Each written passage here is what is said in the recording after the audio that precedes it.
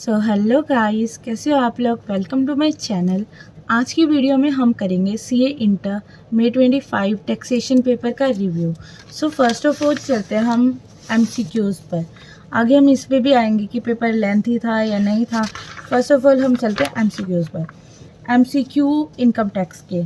So income tax के जहाँ तक मैंने अब पहले मैं मेरा बता देती हूँ।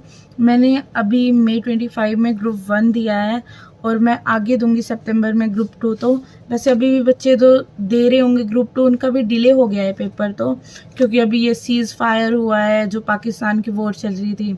सो वैसे ठीक ही है, हमें मतलब टाइम ज़्यादा मिल गया। मुझे तो ग्रुप 2 देना नहीं था, लेकिन जो बच्चे दे रहे हैं उनके लिए बेनिफिशियल हो गया है थोड़ा, क्योंकि उन्हें टाइम ज़्यादा मिल गया तो बढ़िया ही है। वरना हमें जैसे 1.5 डेज़ मिलता है और अब तो काफ़ी टाइम मिल गया ग्रुप 1 और 2 के बीच में।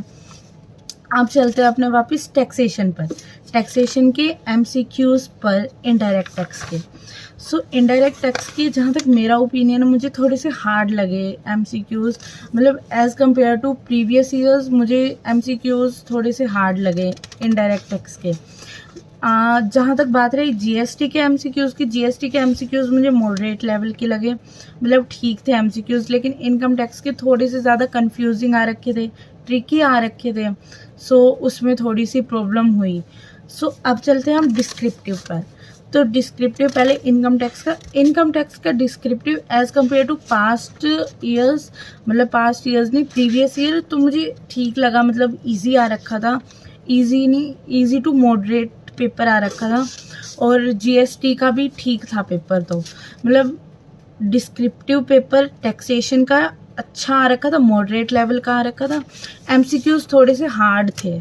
सो मतलब ओवरऑल ठीक था पेपर। थोड़ा सा अगर हम एमसीक्यूज़ को देखें तो एमसीक्यूज़ हार्ड थे। सो अब चलते हैं अपने इस पर कि टैक्सेशन का पेपर लेंथी था या नहीं था। सो वैसे तो टैक्सेशन का पेपर हर बार ही लेंथी आता है।